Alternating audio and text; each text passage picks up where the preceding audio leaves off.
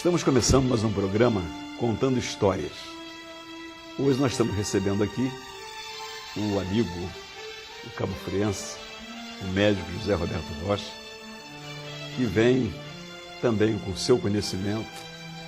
Ele não é tão velho, mas ele lê bastante e conhece também um pouco da história da nossa cidade. Muito obrigado por dizer que eu não sou tão velho, né? Isso é muito bom. Mas falou só, não é tão velho, mas é velho, mas não é tão velho assim. Mas é um prazer. Porque depois que passa dos 60 anos, brincadeira, mas você realmente não está. Mas você sabe que eu já tive uma experiência, no dia que eu fiz 60 anos, eu fui no cinema. E disse, bem, eu vou comprar só meia entrada. E falei assim, tenho certeza que vão pedir a minha carteirinha.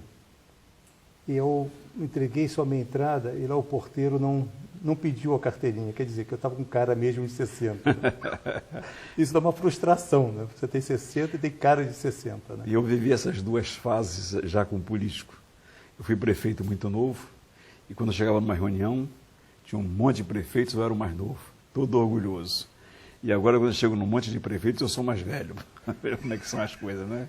Mas eu já utilizei o fato de ser idoso, porque eu enfrento as filas normalmente, mas lá no aeroporto eu pedi uma informação a um cidadão lá, e ele não foi muito delicado comigo.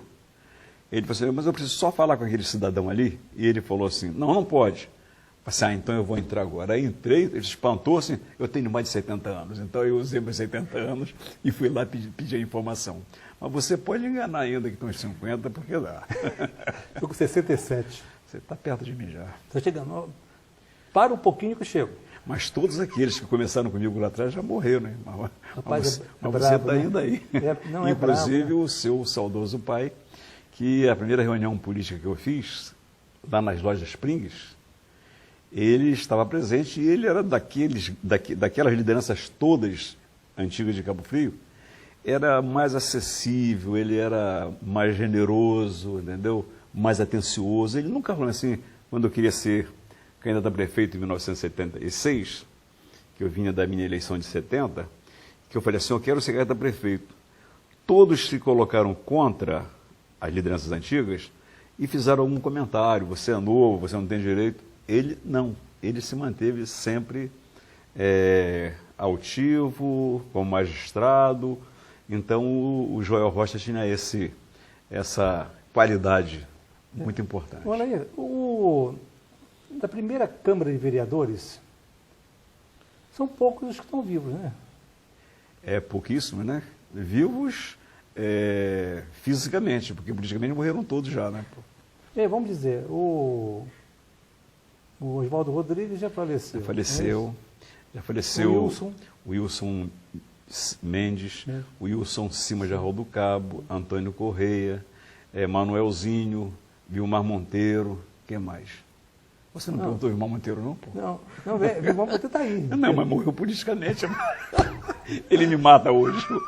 Hoje ele me mata. Você sabe que o Vilmar Monteiro está muito vivo.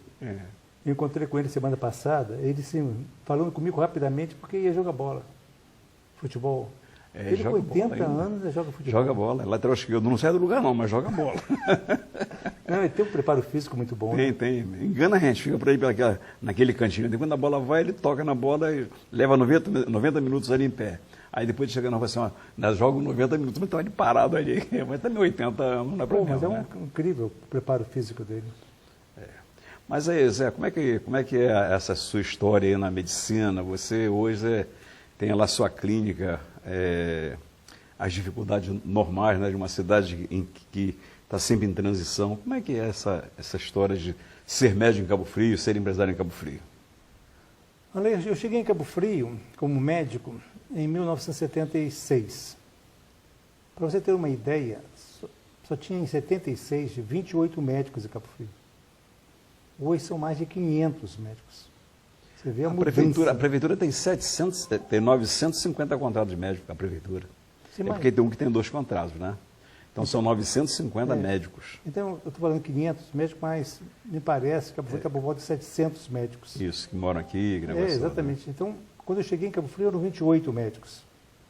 e são poucos os que ainda estão trabalhando, né, na labuta aqui. E eu vim para fazer uma sociedade com o Fernando Azevedo na parte de imagem, na parte da radiologia. Naquela época era somente raio-x.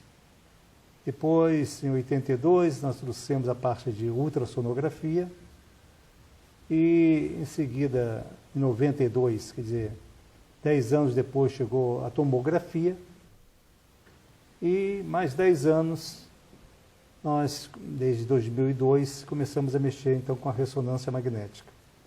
Então, Cabo Frio, dentro desse setor de imagem... O que ainda não tem em Cabo Frio nessa sua área ainda? No setor de imagem? É. A gente, então, já tem raio-x, ultrassom, tomografia, ressonância magnética, densitometria óssea, tem a parte intervencionista, que é feito lá no CDA, na Clínica Santa Helena, que é a parte de angioplastia, né, dilatar artérias, parte de arteriografia. O que está ainda faltando é a parte de radioterapia, que o Hospital Santa Isabel, juntamente com a Oncosol, deve inaugurar agora em dezembro ou janeiro, mais tardar.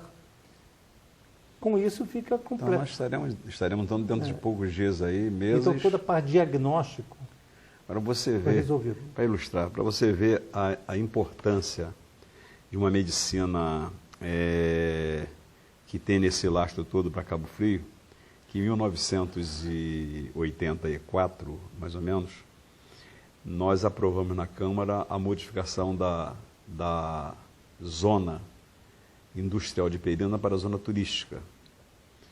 E a intenção era que nós temos um polo para receber os aposentados europeus. Casas na beira de lagoa, na beira das ilhas. Tal. Então, todo mundo avançado, Oscar Niemeyer começou o projeto, Bulemark o outro projeto de paisagismo, bem adiantado.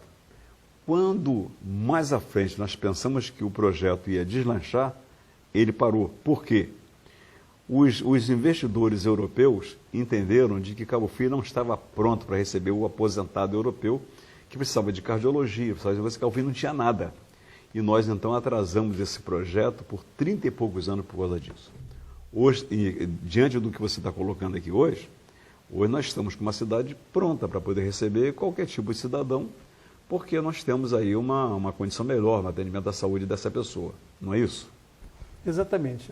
Então, dentro dessa parte de imagem, nós estamos ficando independentes do Rio de Janeiro. Porque antes as coisas um pouco mais complexas precisavam ir ao Rio de Janeiro. Agora, felizmente, eu creio que até o ano que vem, nós estaremos mexendo também com a parte chamada de embolização. Embolização é o seguinte: um cidadão tem um tumor, esse tumor é inoperável, ele está numa situação que não pode operar.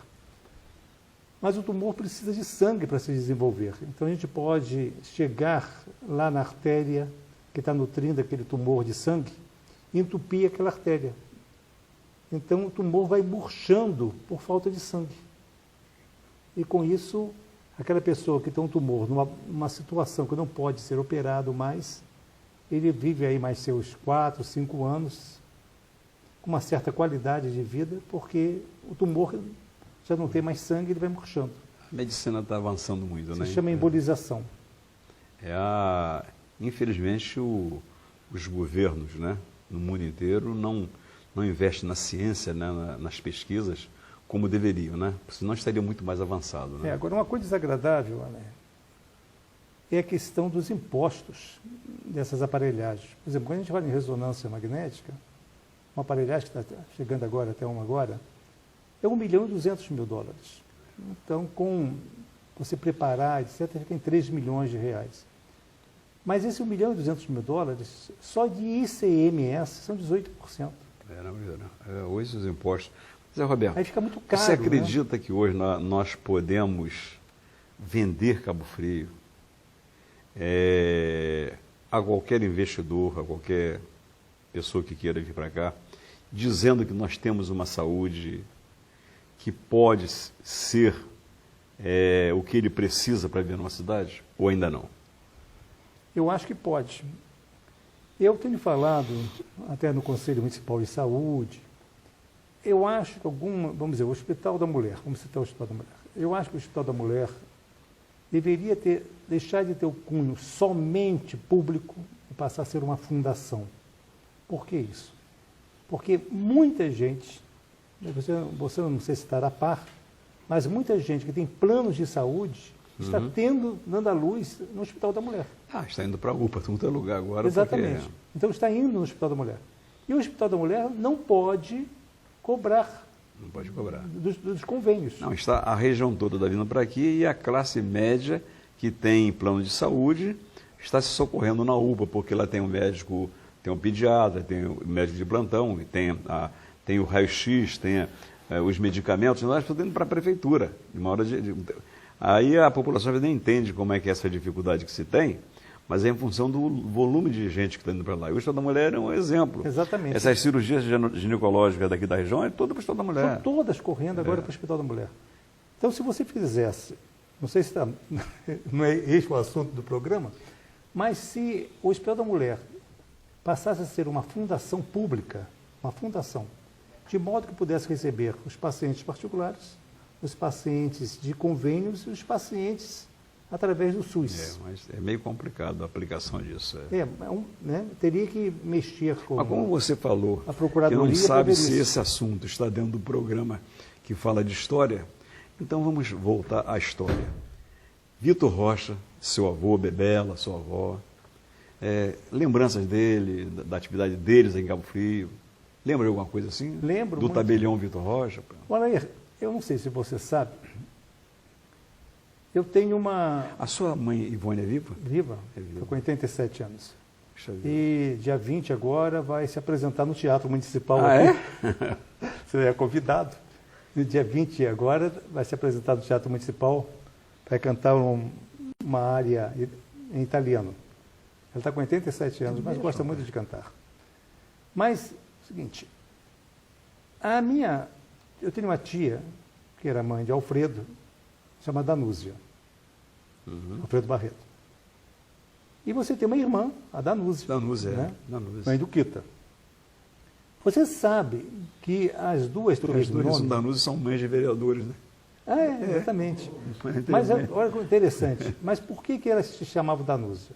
Porque as duas mães, a Isabel, a Bebela, e Valdemira. E Dona Valdemira eram muito amigas. É verdade. Então as duas, ao engravidarem, colocaram o nome das filhas de Danúzia. E as duas depois caminharam juntos, foram lá para o Bennett, estudaram lá no Bennett. São Paulo, lá na... E a Dona Valdemira e a Bebela estudaram numa escola cujo professor foi o Palmer, no canal Palmer. Emira Palmer. Eu tinha o marido dela, né, que era o Palmer. Exatamente. Tem uma escola com o nome de Emira Palmer. Era ali do outro lado, a casa era Wilson Sons, naquela Exatamente. região. Onde hoje é o Clube Náutico. Clube Náutico. É do lado. Exatamente ali. Então, elas estudaram então. Elas estudaram ali. Né? E quando tiveram filhas, por serem amigas, colocaram os dois nomes da filha da Danúzia. Interessante isso. Né? Quando eu falei no início que o Joel foi um homem generoso, me permitiu até uma jogada política pela generosidade dele, pelo creio que deu nas pessoas. Eu enganei Joel. Porque eu queria ser candidato a prefeito e as lideranças não queriam que eu fosse candidato a prefeito. E na época era Arena e MDB. Cada um tinha que ter 7 votos, eram 21 votos. Para ser prefeito tinha que ter 7 votos. E eu fui lá na PRIM, lá, estava todos reunidos lá, Irapuã, Wilson Mendes, Jaime Barcelo, estava todo mundo lá reunido lá. E eu pedi, então, que me deixasse ser candidato numa adesão daquela. Aí o Newton vindo falou assim, não pode não, você é muito novo, não vai disputar, não sei o quê. Olha, eu quero indicar 7 pessoas, 7 membros do diretório. E vocês ficam com as 2 vagas que vocês quiserem. Eu disse, não, assim, tá bom, então vamos bater chapa. Aí eu comecei a inscrever no partido, MDB, para disputar a convenção com eles. Mas para poder dar entrada no cartório, eu tinha que ter a assinatura de Joel, que já era o presidente do MDB. Assim, bom, Joel vai saber quantos eu estou inscrevendo, eles vão escrever também. Eu tenho que arranjar uma forma aqui de enganar o Joel. Aí o que eu fiz? Eu pegava a folha, né?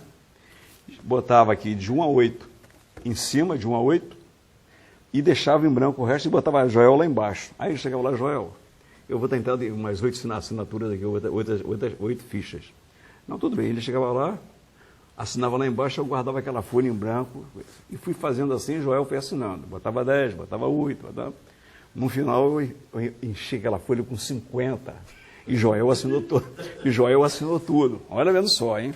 Fui juntando aquilo ali, chegou no dia, no último momento, para não dar tempo de ninguém inscrever-me em ganhar aquela eleição, às 5 horas, 5 para as 5, eu e Pedrão, chegamos lá com as caixas de ficha, que eram caixas de fichas, e tudo assinado por Joel, né? Aí estava lá esperando encerrar o expediente, porque já estão sabendo o que eu estou escrevendo. Newton Novelino, Zé Augusto, naquela Zé Augusto era quando? Zé Augusto, Wilson Mendes, tudo lá, né?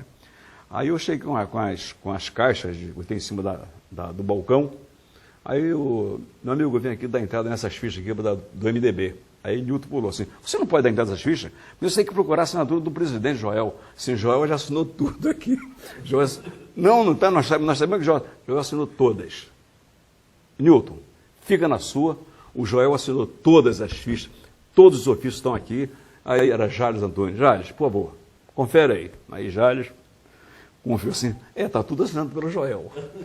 Aí eu dei entrada naquelas fichas todas, e numa eleição que votaram 5 mil e poucas pessoas, eu tive 4.200 votos, eu fiz todas as vagas, a minha para prefeito e as outras 2, porque dos 21 eu fiz 17. Então era só eu para candidato. Aí veio o meu lado bom, fiz o seguinte, eu vou fazer o seguinte, vou mandar o meu pessoal votar com vocês, aí elegemos Zé Bonifácio, elegemos Timinho, e fizemos então aquela eleição com 3 candidatos. E Joel falou assim, mas olha aí, eu assinei as fichas e nós contávamos assim, Joel, você vai abrir o jogo agora. Eu botava a sua assinatura embaixo e depois eu preenchi tudo com a minha ficha aqui. Então eu ganhei aquela eleição, usei um pouco da boa fé de Joel, porque o Joel era generoso, eu acho até que ele já sabia que eu estava enganando a ele, sabe? Fingia que não estava, né? Fingia que não estava, né? Você sabe que Joel nasceu em Maçambaba. Maçambaba, é? É. E porque a minha avó, ela era professora do Estado, e foi nomeada em Maçambaba. Mas para ir a Maçambaba não era na estrada, só podia ir pelas lanchas, né? Lancha de sal. De sal, aquelas chatas, né? Bem, para você ter uma ideia, o Vitor era tão ansioso, em novembro... Quando ele está falando do Vitor, é o avô dele. É meu avô, né? Ele... Não é Carlos Vitor, não. É o avô. Era Vitor Nunes da Rocha. Não tem nada uma coisa com a outra. Mas então o Vitor, ele em novembro veio a Cabo Frio buscar a parteira, porque achava que já estava prestes para nascer. Dona Amélia, né? Parece. Dona Amélia. Dona Amélia. Bem, e o Joel só foi nascer em maio. Ficou 6 meses a parteira esperando os sinais, né? E passou o Natal lá, passou o Ano Novo lá, e ela esperando. Você imagina as dificuldades. E o Vitor não deixava, era quase que fez uma prisão domiciliar lá da Dona Melinha, né? Hoje nós temos 4 mil nascimentos por mês no Estado da Mulher. Coisa impressionante, né? 400 por mês. Isso aí quer dizer, mais de 10 por dia. Agora, tem algumas que vêm daqui da periferia, né? Da periferia toda. Cidades aqui, né? São Pedro, Rua do Cabo, tudo para cá, né? Tudo para cá. Mas então, quer dizer, que Joel nasceu na Maçambaba. Maçambaba. Depois os outros irmãos já nasceram aqui em Cabo Frio, do lado do McDonald's, onde tem aquela pizzaria ali. Então, mais à frente, então, o Vitor Rocha veio a ser tabelião, né? Veio ser tabelião. Antes de ser tabelião, ele foi ser secretário do prefeito Adolfinho Beranger. Quando Conheci. Conheceu? Conheci. Quando vagou. Conheci, mas eu pequeno, sabe? Vagou como tabelião do cartório, e o Adolfinho, juntamente na época que mandava era Mário Salles, né? Cabo Frio, que tinha uma força muito grande com Amaral Peixoto. Muito grande. Então, com isso, o Adolfinho indicou o nome de Vitor, e Vitor ficou, então, 30 anos, dos 40 aos 70 anos. Então, o Adolfo gostava muito dele, porque é um presente, né? Puxa. Não, também foi ser melhor depois também, né? Não era... Olha, para você ter uma ideia, o candidato para ser titular do cartório era o Sidney. Ah, Sidney. E Que disputou a eleição contra Antônio Castro em 1954, parece. mas Sidney foi vice, eu não sei de quem, prefeito. Foi vice também. Foi de quem? De Hermes? Não lembro. Não, de Eu sei Hermes. que disputou a eleição. Não, de Hermes que foi. Era uma Augusto. pessoa boníssima, né? Quem foi de Hermes foi Zé Augusto. Né? Ah, foi que brigou no mesmo mês. Exatamente. Mas o Sidney, ele falou assim, eu não quero ser, o cartório não dá nada. Porque não tinha escritura naquela época. Né? O boom imobiliário. Foi depois. Da década de 50. Década de 50. 50 foi Cabo Frio, começou. Antes não tinha nada, movimento nenhum. E com isso, né, o Vitor deixou de ser tabelião em 74, quando ele completou 70 anos. E era compulsório, né? Hoje, a vaga de tabelião é vitalício, né? Se não me engano. Mas antes era, com 70 anos, tinha que sair. Não, mas eu acho que é 70 anos ainda, não? Não. Agora, pensar em passar para 75, mas se não me engano, tabelião agora E agora também é concurso, né? Agora, chegar a tabelião agora é um caminho difícil também. Antes era nomeado pelo governador. E aí então e Joel, então, claro, Vitor Rocha veio para Cabo Frio, eles vieram para Cabo Frio, né? Vieram para Cabo Frio. Aí agora Vitor Rocha nunca disputou eleição nem nada, né? Vitor Rocha, né? Não, ele falava assim, vocês estão doidos eu disputar a eleição, depois vão descobrir que eu não tenho voto. Aí eu perco minha força toda. É igual a Juquinha, que nunca disputou. Juquinha fala isso a mesma coisa. Também, Juquinha nunca disputou a eleição. Mas Joel foi para estudar em Juiz de Fora, com 12 anos de idade. Olha a dificuldade. Ele acordava meia-noite para pegar uma barcaça para chegar às 5 horas da manhã em Iguaba para pegar o trem em Iguaba. Esse trem chegava à tarde no Rio de Janeiro, em Niterói. Depois ele atravessava, ia para o Rio de Janeiro, pegava meia-noite. Ele acordou à meia-noite, então já pegava um ônibus meia-noite para chegar às 6 horas da manhã, né? Em Juiz de Fora. Muita luta. Quer dizer, 30 horas de viagem para chegar em Juiz de Fora. Hoje, são 4 horas, né? Estudava no Benji, né? Não, no Granbury. No Granbury. Em Juiz de Fora. Benji era no Rio. Era só de mulheres. Tá. Mas nós vamos para um intervalo e em seguida nós voltamos com as histórias de Cabo Frio contadas por você. Lembradas por mim.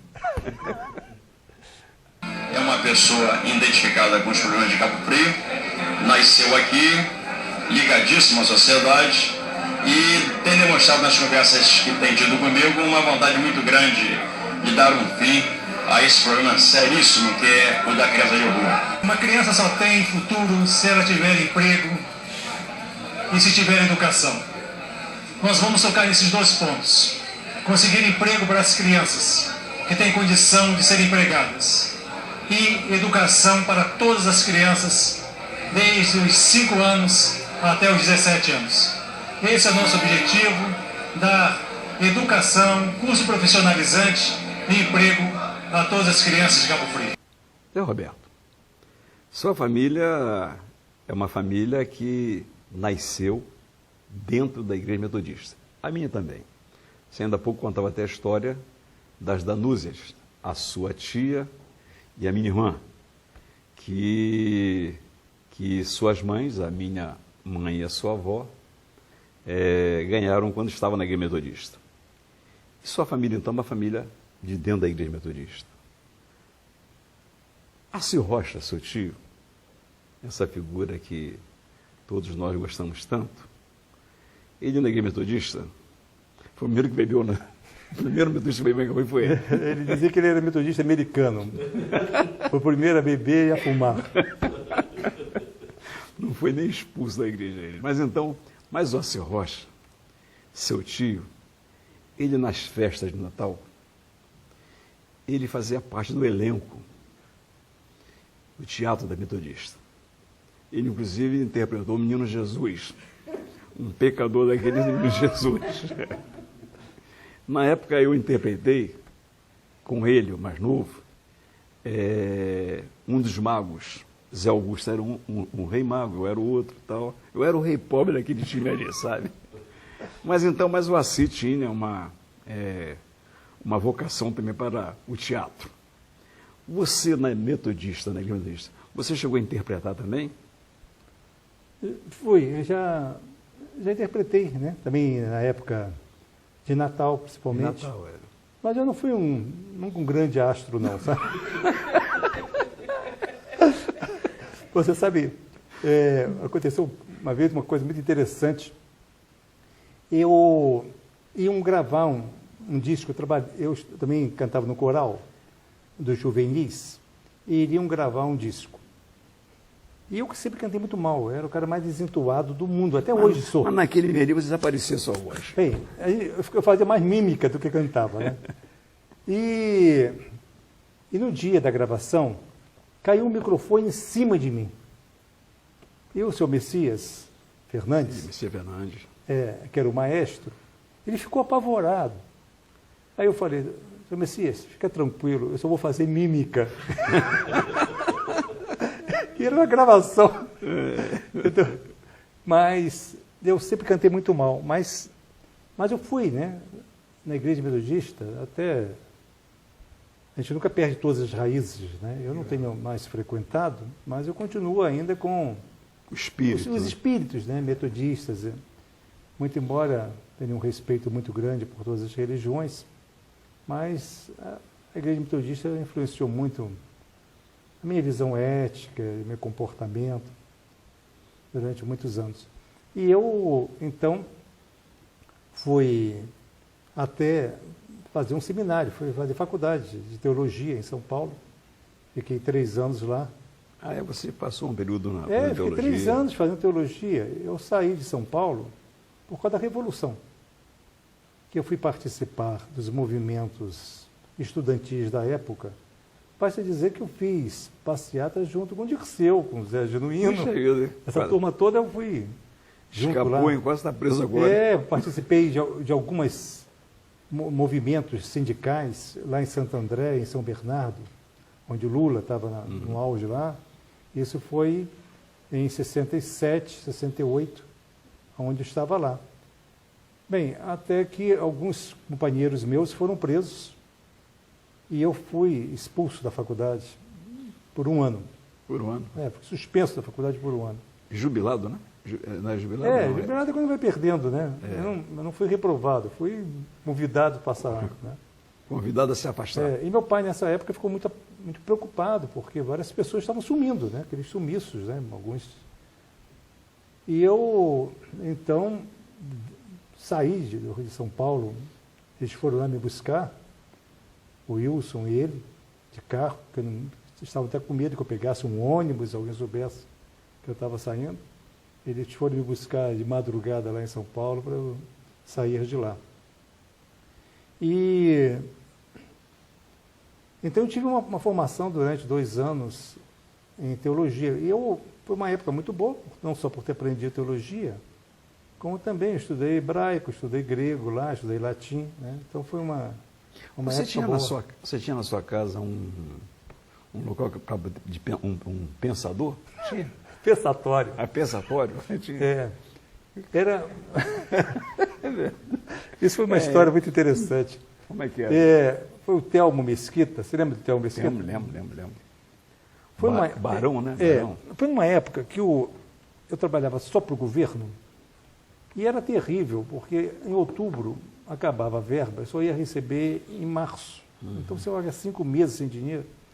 E eu comecei a fazer a casa e o Telmo falou assim, rapaz, ou você trabalha ou ganha dinheiro, você tem que pensar uma maneira de você ganhar dinheiro. Essa maneira que você vive numa angústia tremenda, sem dinheiro, tendo que pagar as máquinas, essas coisas todas. Você não pode fazer uma biblioteca, você tem que fazer um pensatório, um lugar para você pensar. Aí foi feito o pensatório.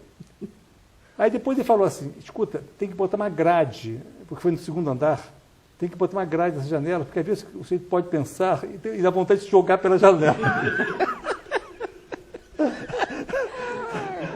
Tem que botar uma grade nessa janela. Depois o Telmo falou assim, rapaz, isso tudo porque eu estava sem dinheiro. Né? Agora é o seguinte, você tem que fazer um paineirinho aí em cima. Você imagina o seguinte, você está com um pensamento profundo, vai descer para fazer xixi e vai perder o pensamento. Depois não volta mais o pensamento. Então tem que fazer um banheiro. Então, no final ficava caro demais. Só para pensar. E as pessoas falavam assim, rapaz, a vida de Zé Roberto está dando certo. Deve ser por causa do pensatório. Aí, por que você não faz um pensatório lá na sua casa também? Assim, pô, você vai dar certo. Bota uma grade. Mas então comentava em Cabo Frio mesmo que Zé Roberto tinha na casa dele um pensatório, né? Eu nem sabia que você sabia dessa Não história. é, do pensatório. Cabo Frio todos sabem, rapaz. Isso faz parte do folclore, rapaz. Rapaz, Ué, aquela casa era a coisa mais... Hoje agora é a casa Canto dos Pássaros, né? Naquela casa tinha umas histórias muito interessantes. O Telmo, para subir para o segundo andar, era uma escada helicoidal, mas tinha um lago. Você tinha que pisar em umas pedras, porque ele queria que a gente pisasse umas pedras de tal maneira, e o primeiro degrau, por exemplo, com o pé direito. Então você fica pisando dentro de um lago. Se você tivesse bebido alguma cerveja, caía dentro daquele lago. Era uma doideira. Bem, depois ele falou assim, rapaz, uma coisa muito interessante, é acabar esses banheiros que tem hoje, que tem aquela janelinha em cima, né, aquele basculante em cima, tudo igual, banheiro é tudo igual. Vamos fazer um banheiro diferente, um banheiro ecológico. E é o seguinte, em vez de você dizer que vai no banheiro, você faz, eu vou atrás da moita. Então, no banheiro, lá na casa, era o ar livre, assim. Tinha um jardim, né, um jardim fechado. então você lembrava o tempo de criança, quando ia atrás da moita. Da moita, E plantamos umas bananeiras, e no meio daquelas bananeiras tinha um vaso sanitário. Só que não era fácil, não, com o vento. Dava uma prisão de ventre danada. Rapaz, estou dando essa ideia, sabe, fazendo uma casa, na minha casa, porque quando eu era pequeno, a primeira escola que eu fui foi a escola Extremo Sul, de Lídia Sherman, aqui na Vila Nova. E a escola não tinha banheiro. Ali onde Muniz, era a loja Muniz, aquilo ali era mato fechado. Então, em cima da mesa da diretora, tinha 2 caramujos. Então, se os 2 caramujos estavam ali, não tinha ninguém no banheiro, que era o mato. Se tivesse, o cara estava com dor de barriga, você lá não estava o caranguejo, lá o caramujo, ela assim, tem que esperar o caramujo voltar. Assim, mas diretor, eu estou apertado, tem que segurar, só quando voltar o caramujo. Então, aí eu lembro dessa época minha, né? E eu usava muito aquele caramujo. Eu estava sempre com aquele caramujo na mão. Se o menino para gostar desse caramujo, era eu mesmo. Então agora, quando eu fizer uma casa, eu vou fazer um banheiro desse. Um banheiro ecológico. Porque eu vou retornar meu tempo de criança. Pode atrás e vou fazer o seguinte, botar na sala lá, na minha sala, vou botar 2 caramujos. Quem quiser ir no banheiro, no caramujo, se tiver falta do caramujo assim, o Zete tem alguém lá no banheiro lá. Então eu vou fazer isso. Gostei da ideia. Gostei muito da ideia. Aquela casa, então, tinha essas coisas, tinha o pensatório, né? E tinha esse banheiro ecológico. O pensatório não vou fazer não, porque eu não tenho tempo. Se eu começar a pensar, eu vou fazer igual. Aí eu vou atingir. Bota grade para se jogar. Não, é para me jogar. Mas o banheiro, isso aí eu vou fazer. Entendeu? Vou fazer, que eu gostei muito da ideia. E vai ser diferente, porque lá eram 40 disputando aquele caramujo. E lá vai ser só eu e Zete. Né? Então, aí vai ser mais fácil. Então aquela casa, hoje é a escola Canto dos Pássaros, né? Lá no Parque Burle. É aqui no Parque Burle, né? Aqui pertinho. Então, foi numa época. E foi uma época que tinha esse balão que era bravo, né?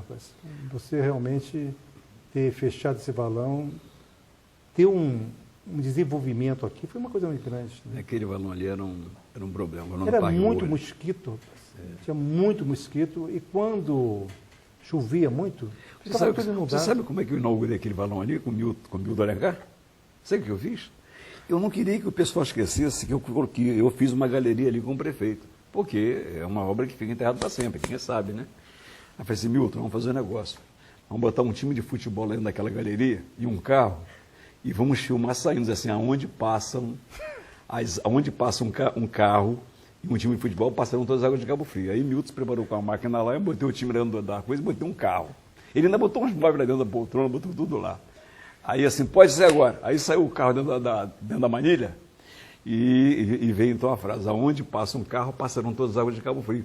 Que foi a forma que nós encontramos para poder manter sempre vivo na mente das pessoas que aquele era um valão Feio. complicado, difícil de ser realizado, porque ali é uma galeria, não é uma manilha qualquer, é uma galeria enorme, né?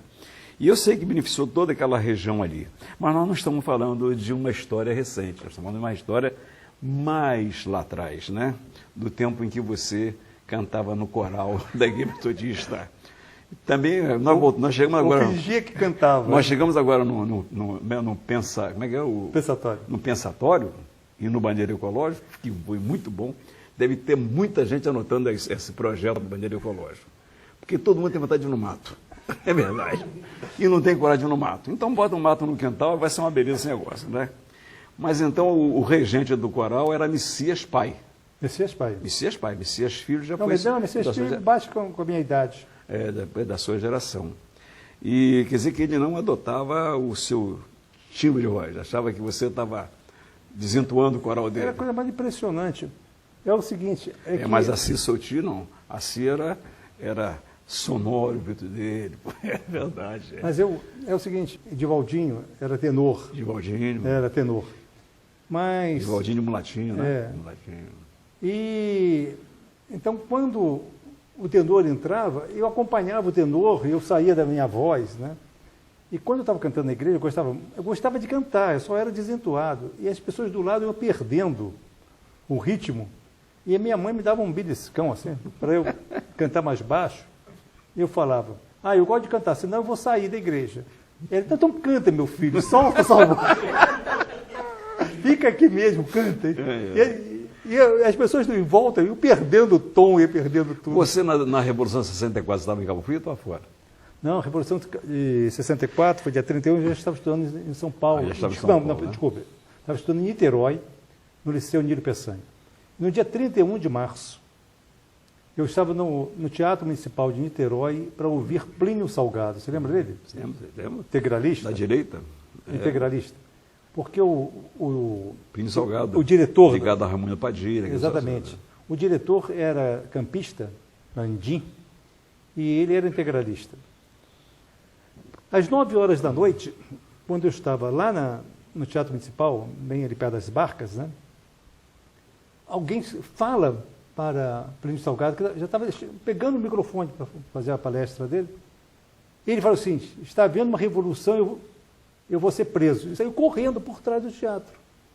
3 minutos depois, entra uma série de soldados no batalhão lá de Niterói, invadiram o teatro. E o 64? Dia 31 de março de 64. Bem, aí eu quis voltar porque eu morava lá. Porque na verdade, quando os militares fizeram o movimento, daquela marcha pela família, pela liberdade, o negócio todo, eles abominavam tanto a esquerda como a direita. Por isso que foram perseguidos os dois extremos, a direita e a esquerda. Né? Bem, então eu estava ouvindo Plínio Salgado, porque eu era estudante do 3º ano de 2º grau, né?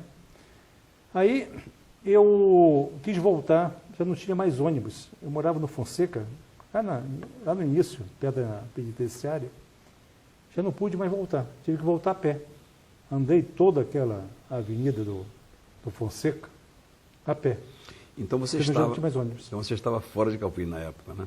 Eu já estava no 2º grau. Você morava na Rua dos 200, né?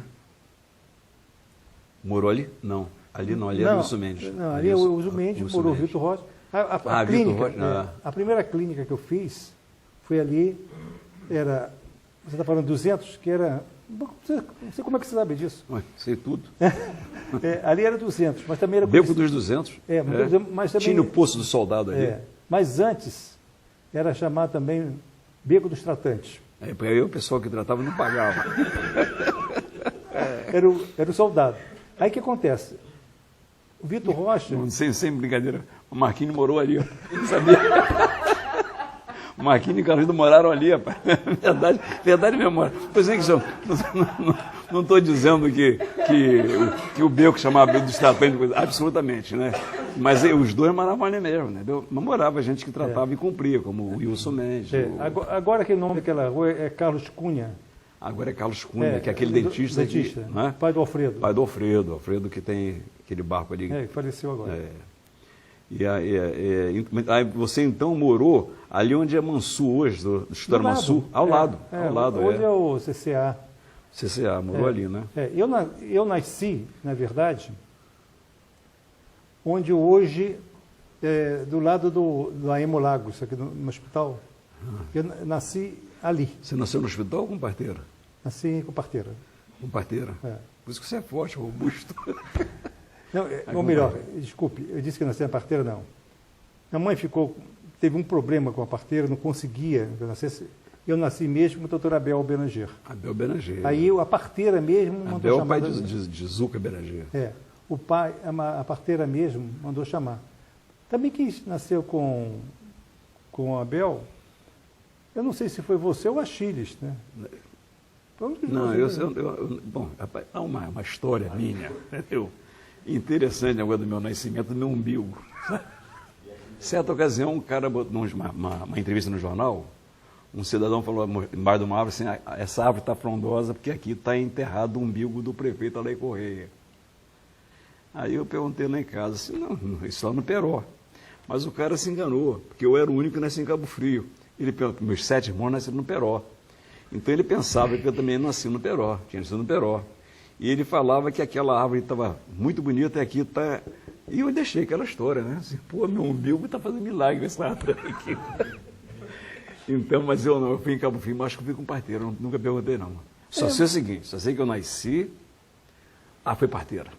A parteira me pegou, chamou assim Correia, meu pai, Correia, nasceu, aí entregou para ele me pegou, me alçou ao céu, levantou e falou com Deus, não sei o que ele falou com Deus, mas deve ser, faz dele um grande homem, né? E falou com Deus, né? Até eu acrescento essa história, quando a Chile nasceu. Quando a Chile nasceu, a parteira chegou assim, Correia, nasceu aqui o neném. Aí o papai olhou assim, é bonitinho, nem pegou a Chile no colo. Mas comigo não, comigo ele pegou e Você é o caçula, né? Falou com Deus, eu sou caçula. Então eu nasci com a parteira, acho que foi a Dona Amélia, a parteira que era a tradicional aqui de Cabo Frio, né? E eu mamei numas 3 senhoras, porque era pouco leite, eu só sei. Você era ali, foi a sua mãe de leite. A mãe de leite assim, eu sou mamão mesmo. Eu nasci onde hoje é Aemo Lagos, e depois, com 2 anos de idade, fui para onde hoje é o CCA, do lado do Mansur ali. Mas Roberto. Quem? A Chile? Não, a Chile é meu irmão. Hã? A história que ele morreu. Não, a história... que ele morreu. A Chile morreu e viveu, pai. Por isso que ele é problemático, pai. Pai, eu cheguei lá em casa, todo mundo chorando. Falei assim, o que foi que aconteceu? A Chile morreu. Vai lá e avisa as suas irmãs. Aí eu saí de casa em casa, a Chile morreu. A Chile morreu. Na casa da minha irmã, Nélia, a Chile morreu. E voltei, quando eu voltei para casa, a Chile estava vivo. Aí já viu.